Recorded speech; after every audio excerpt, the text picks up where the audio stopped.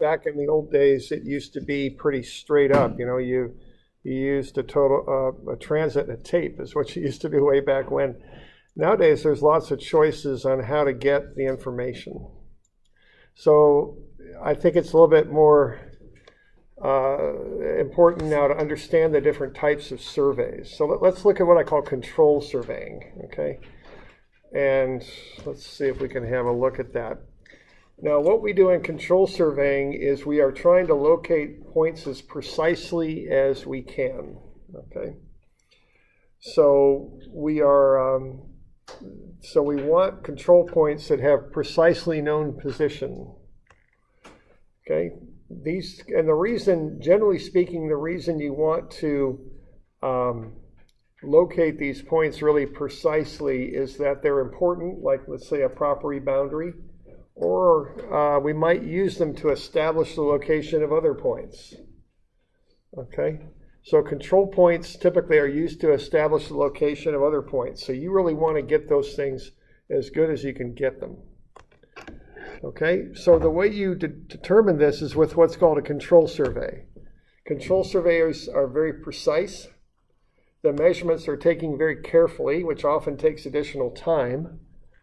You take multiple measurements, more than one measurement on a point, and you tie the measurements together so that the accuracy of the points can be determined and you can make mathematical adjustments to their position because you want the best, most accurate position you can get. So that's control surveying, okay? Now there's also non-control surveys, and these are typically layout and mapping surveys. Okay, now down at the bottom on some of your handouts I have these definitions. Mapping surveys are used to measure existing points to create a map. So you want to know where stuff's at. Layout surveys are to place new points in the ground. So if you don't have this on the bottom of your handout, why don't you write it down just so you got it, okay? And the double-sided handout has this on it. If you got the two single sheets, it's not on there. You probably want to write this statement down here, this one.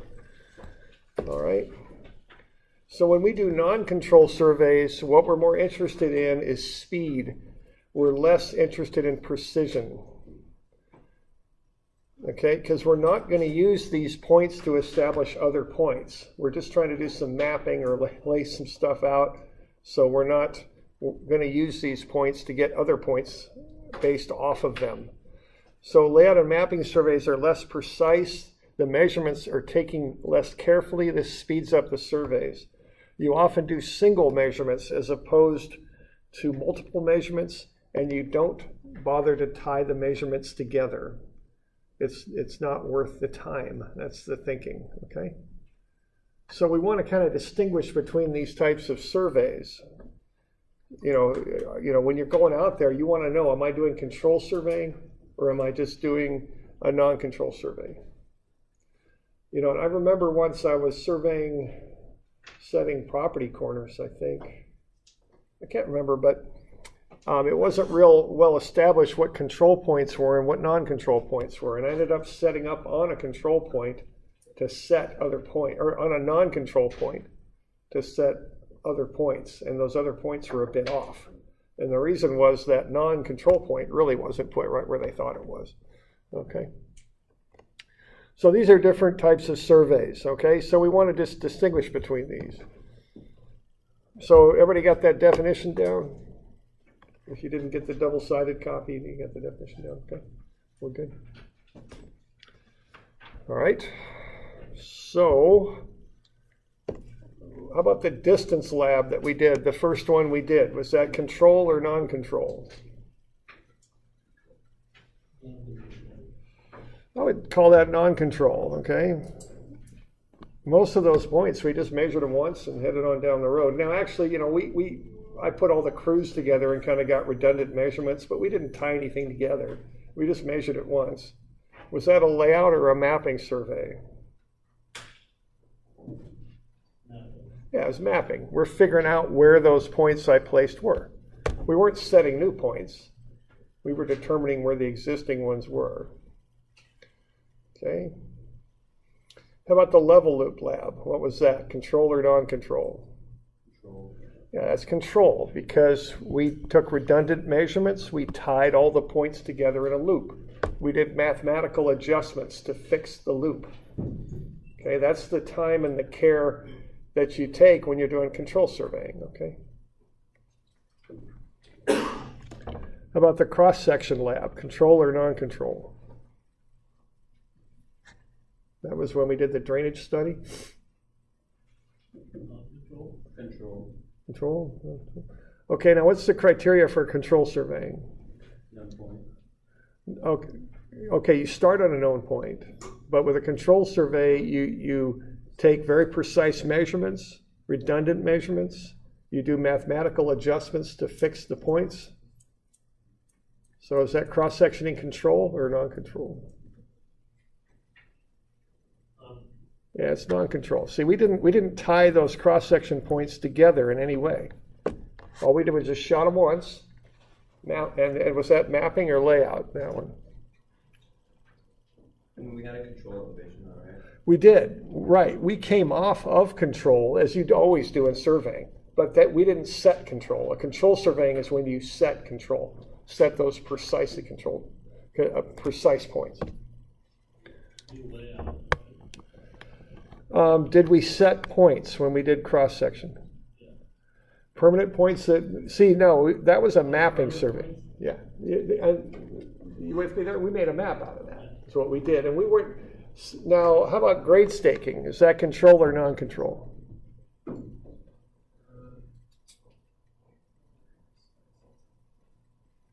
Control. Okay, now criteria for control, multiple measurements, mathematical adjustments. Is it meeting those criteria? Okay, so control surveys are used to establish the location of control points. Control surveys are very precise. Measurements are taken very carefully. Multiple measurements are taken.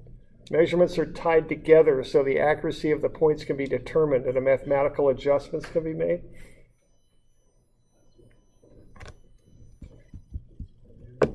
So the grade stake lab.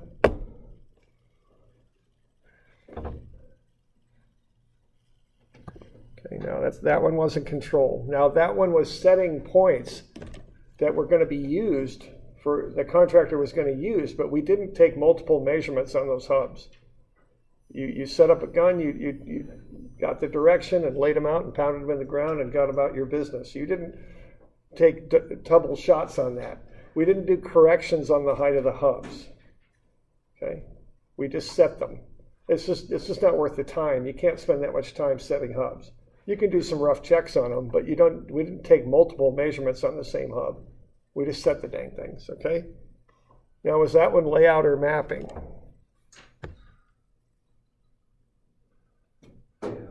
Yeah, it's layout. We're setting points. We pounded the hubs in the ground.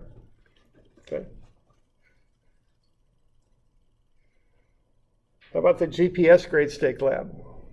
Control or non-control? Yeah, that was definitely non-control. Layout or mapping? Mapping. Pretty much layout for that one. See, and you can see part of the clue on that is the similarity in the words. They were doing the same thing, just with different equipment. You know, they're both grade staking labs. We're just setting hubs, and we weren't mapping anything really. We were determining the elevation of the hubs, but not the ground. Our purpose there was not to make a map. Our purpose was to tell a contractor how to set posts to make bleachers. That's what we were doing, a grandstand. So that was a layout survey. We're setting the points for the grandstand there. The angle lab, control, the one that we just did, control or non-control? Did we tie the measurements together? Well, let's see. You know, I can kind of see where your confusion is coming from, but that was a non-control survey. We were just practicing using the instrument, and if anything, I would say that was mapping. We really weren't tying measurements together. One of the key facets of a Control survey is tying all the measurements together so that you can adjust them and correct them. We did measure those angles twice, but it wasn't like we tied one angle to the other. You took a bunch of independent measurements. Okay. So y'all okay with that? Maybe be thinking on that. We could talk about that a little bit more when you get some time to think about it. But let's kind of distinguish between this stuff because, you know, generally speaking, the way the sequence works on a job is you do the control survey first. Get your control in there, as it's called, your reference points, the points that you use to set others, and the points that you tie into. Then you start to set or map or do whatever the heck it is you're doing out there. Okay.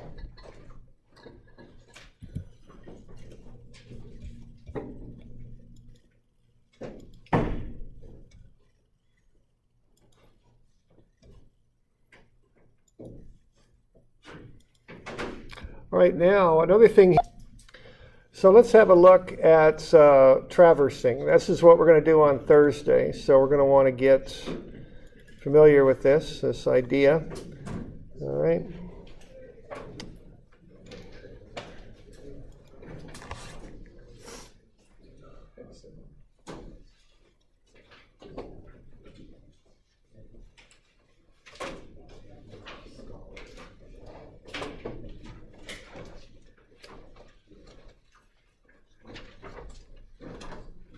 On page 811, I think.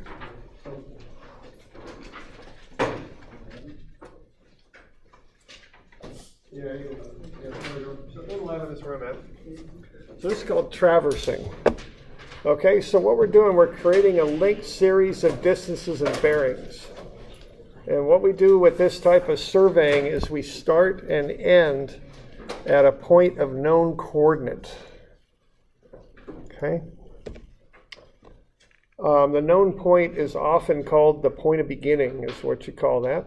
So it's very common when you do this to start and end on the same point and do a circuit around a figure. That's what we're going to do. But you could also start at one known point and go to another. Okay. So what you do with this data is you mathematically correct it to create a set of precise coordinates. It's used when you do a boundary survey and also to set horizontal control networks. Okay. So what kind of survey is this, do you think? Control. I think it's control, right? Because you're starting and ending on the same point. You're going to take multiple measurements on the same point. You're going to take multiple measurements. You're using this to set control points is a very common use of this. So you use this to set boundary. So if someone asks you to determine their property boundary, you might very well use this technique. You also use it to set control points.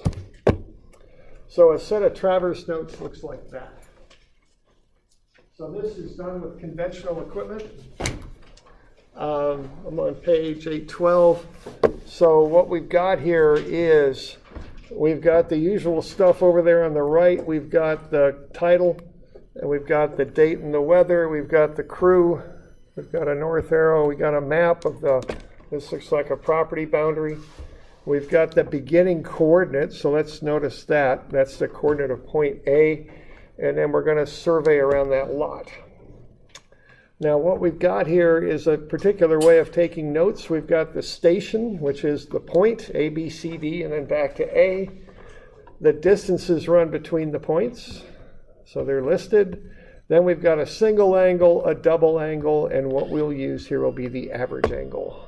So we're doubling the angles here because we want this as good as we can get it. Okay.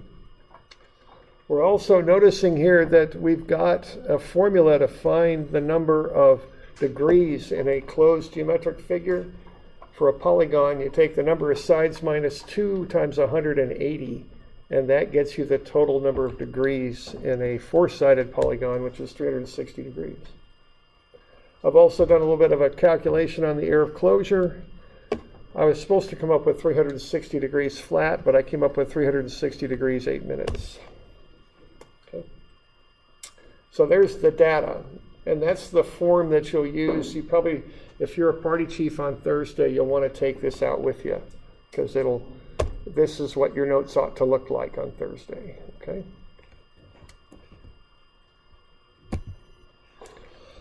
Now, let's have a look at how we would work with this data to actually figure out where that boundary is at, okay?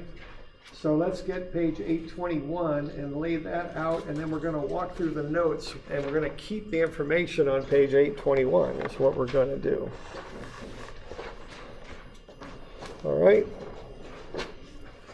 So 821, just pull that out of your book and just lay it down on the table, and then we'll flip through the book and kind of figure out how to fill this thing in.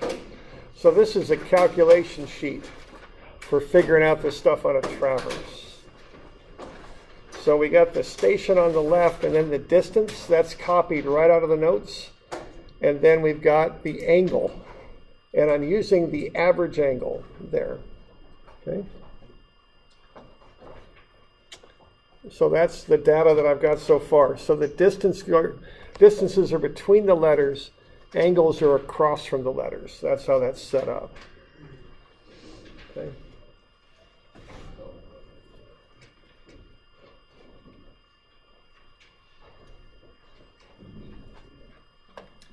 All right, so you're just copying those notes out of 812 onto those columns. Distances between the letters, use the average angle, not the single, not the double, but the average.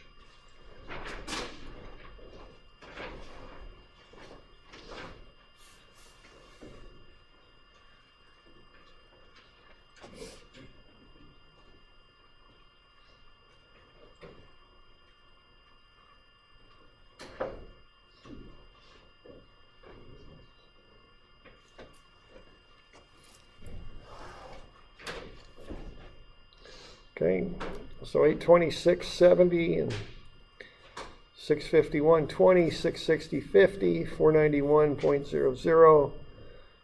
That goes in between the letters, and then across from the letters is 102.54, 64.09, 106.28, and 86.37. Okay. All right, now our purpose with this calculation sheet, I notice it looks a lot like a spreadsheet. You know, there are commercially available programs that'll do a lot of this for you, or all of it, really. What we want to do is make these measurements as perfect as we can make them. And our final goal here is to fill out these two columns, which are the coordinates of the points. Now we know what that starting coordinate is, because that's on page 812. It's 263175. I'm just reading off of page 812 over there on the right, above point C. And this is actually point A, though, and it's 433782. So that's the beginning coordinate. That's what we're basing our work off of. And then what we want to do is find the coordinates of the other 3 points as accurately as we possibly can. That's the idea here. That's the goal. And this is how you would proceed with this, okay? And if you can't make out this slide very well, it's right on page 812 if you need it, okay? Which you might.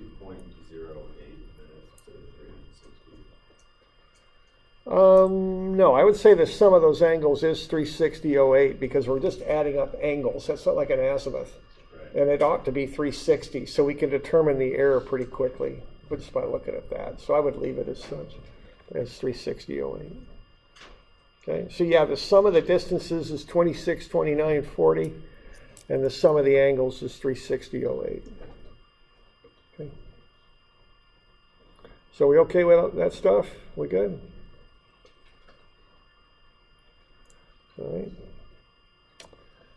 All right, so if we're good with that, I think the next thing we want to do is we just kind of work left to right on this table. See, we got some angular error, and our first job is to fix that. And I've got that on page 813. Okay? So when we add up all the angles, we get 360.08, but it ought to be 360. We've got angular error in here. And of course, you know, there's always error in surveys. That's how they work. Now we've got 8 minutes of error and we got 4 angles. So what we're going to do is take our 8 minutes and divide it by 4, and we're going to subtract 2 minutes per angle. And that should be a negative 0.2 minutes. Okay? And we're not doing anything fancier than saying we got 8 minutes of error and 4 angles, because we don't have any better information on where the error occurred. So we're assuming there was 2 minutes of error per angle.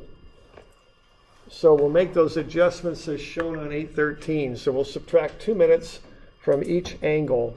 And these are the ones we're going to put in that next column. We're going to put a correction of negative 2 minutes, and we're going to put in corrections or adjusted angles of 102.52, 64.07, 106.26, and 86.35.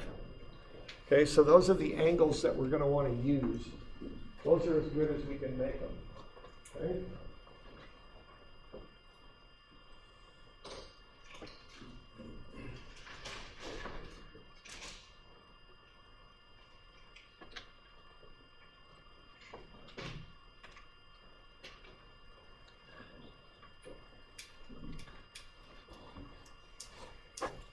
So we're good with that?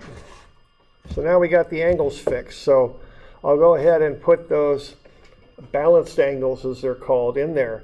Now, once I do that, we haven't got to it yet, but it's very common to use the wrong angles for the adjustments. I see people do it all the time. So what I do is I cross out this column here, so to avoid using those angles. I don't want to use them anymore. They're no good for me, okay? So what I do, cross out this column and even put a note in here, because so many people make this error, okay, that it's just a careless error. You know, you're not paying attention to which angles are the right ones to use. So, but just be sure you do it, because, you know, I don't know, in a class this size, I'll have half a dozen people do this, okay? And so just remember to cross that column out.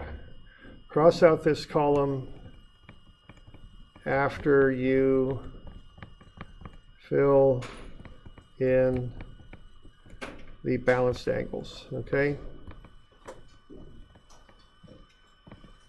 So I would actually make a note so you remember to do that. Okay. So now when we add up all the angles, we get a nice even 360, which is what we're after. Okay, so that's good.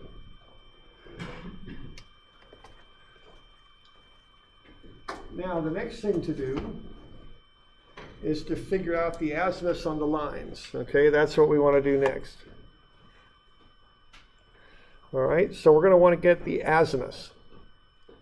So we're going to do that. Now, as you see there underlined, use the balanced angles. That's why we crossed out that other column. We don't want to use those angles on the left. We want the ones on the right-hand column. And what we're going to do then is start figuring out the azimuths of the lines. Now, we got the azimuth of AB. That's given. That's what's called our basis of bearing. And that's what we're starting out with, is that line there. And we're going to use that to get the azimuths of the other lines. So, like we did a couple weeks ago, what we're going to do is take the angles off of the sketch. So the first angle will be this angle B, ABC. Pick it up, put it in a compass with the vertex in the middle of the compass. And then I like to put little arrowheads on there so I know what's going on. I'm going to work my way out, kind of like the hands on a clock, out from the center to the edge. You know, compasses got little arrows on them often. And then I'm going to start working with those angles, all right? Now what I got there is the azimuth from A to B. But when I put that angle in the compass, I can see that is, I'm not going to use the angle, or the azimuth, I'm sorry, from A to B. I'm going to have to turn that around and go from B to A. You all with me there? Because that line as drawn does not go from A to B. It goes out from the center of the compass to the edge of the compass, like so. So that's not 38.43, it's 218.43. Okay? You all good with what I'm saying there? And then I'm going to turn right, an angle right of 64.07 from there, so right adds an azimuth, so I'm going to add 6407 and get 282.50. That's the azimuth that goes from B to C. And basically I'm going to take that process. I'm going to take the azimuth I've got, I'm going to have to adjust it by adding or subtracting 180, then I'll add the angle right to it. And that's the way that I'll do it every time. Okay? So what I'm going to do here is I'm going to take this next angle, because I just got that one from B to C. So do we got any questions getting from B to C on that? Any issues with that? We good? Because this is a skill you're going to need to be able to do, okay? Okay. I'm going to do the same thing, if we're good. If we don't have any questions, I'll do the same thing with angle C, DCB. I'm going to pick that angle up. I'm going to put it in a compass. I'm going to put little arrowheads on that so I remember that I go from the center outward. I'm going to look at the one I know, which is BC, and I'm going to say, well, that ain't 282.50. I got to take 180 away from that to get the proper azimuth going from C to B. That's 102.50 is what that is. And that looks about right going from C to B.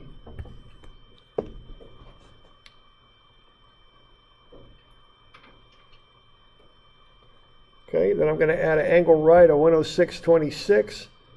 I'm going to add everything up because that measured angle there is 106.26. And when I got there, when I add them up, I get 208.76. But of course, 208.76 is too big, too many minutes. So I'm going to pull 60 minutes over and make that 209.16. Okay, so that's this one. From C to D, 209.16.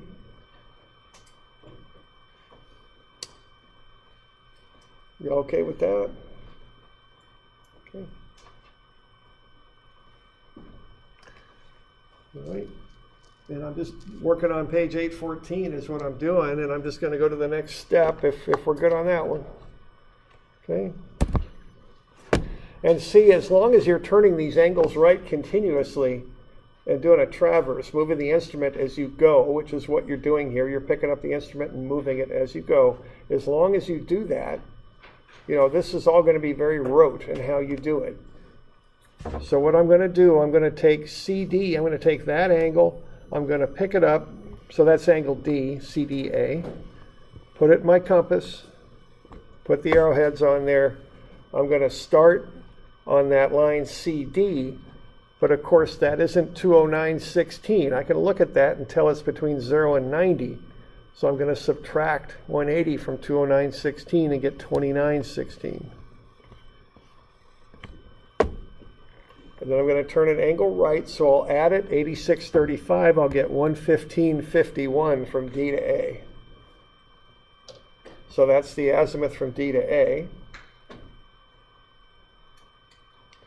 So that gets me the fourth azimuth. It's 115.51.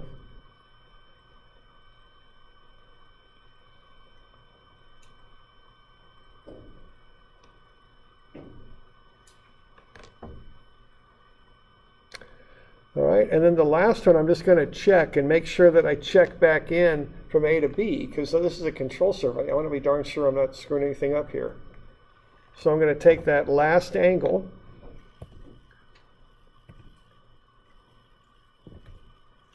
that's angle A, DAB. I'm going to put it right there. And I'm going to use my D to A, which is 115.51. I'm going to realize, though, that I'm going from A to D now. So with that arrowhead, I can see I'm going up left. So I'm somewhere between 270 and 360. So I'm going to take that 115.51 and add 180 to it to fix it. So that's 295.51.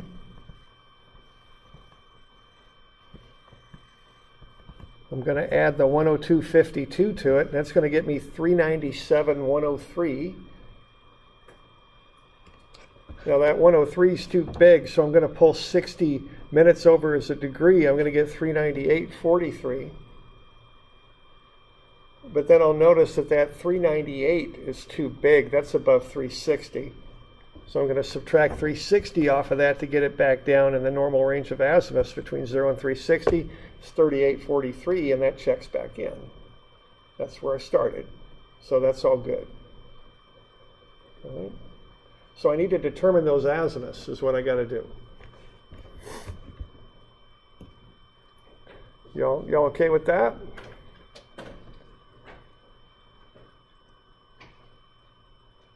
Okay.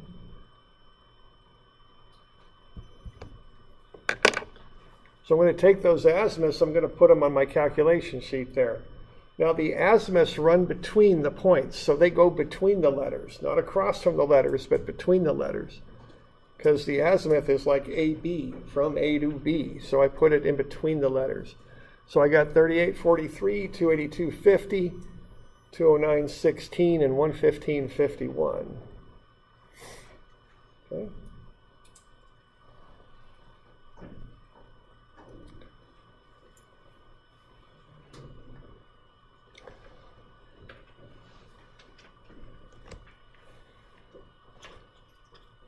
All right, so I'm just working my way across the table. Now I'll mention this again, but I'll tell you right now, I'm going to get you some homework on this stuff, of course. And, you know, when you're doing your homework, just lay the dang book out in front of you.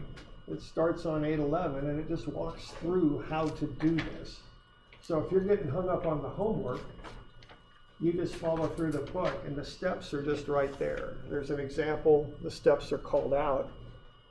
So, you know, you don't want to be scratching your head on the homework because you got this stuff right here. And of course, if you are scratching your head, just let me know. We'll figure it out, okay? But you know, use the stuff in the book as a model for how to do this. This is very prescribed. This is how you do it, okay? All right?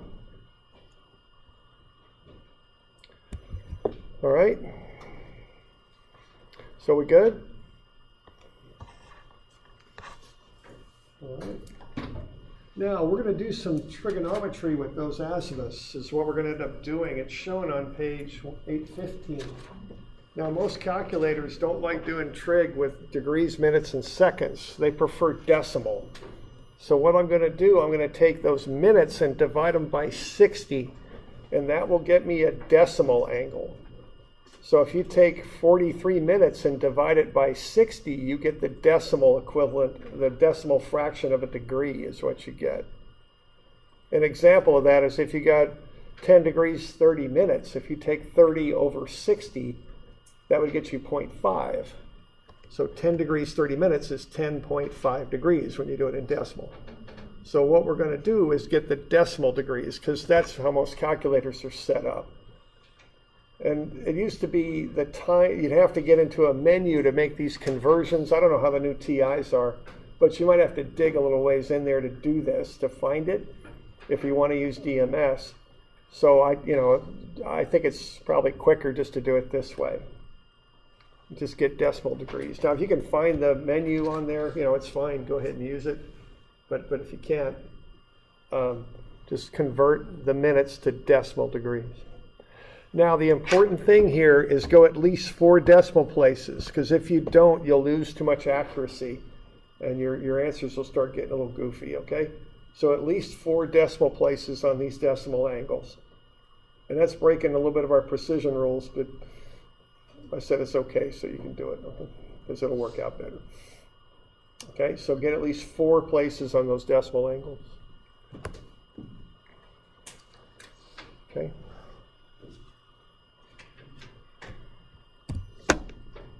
So now we got that AZBEC. That means decimal azimuth is what that means. So that's the next column to fill in. So at least 4 decimal places on those angles. So 38.7167. Remember, round. Don't truncate. Round. That's how we do that. 282.8333, 209.2667, and 115.85. Those are the decimal equivalents of those angles.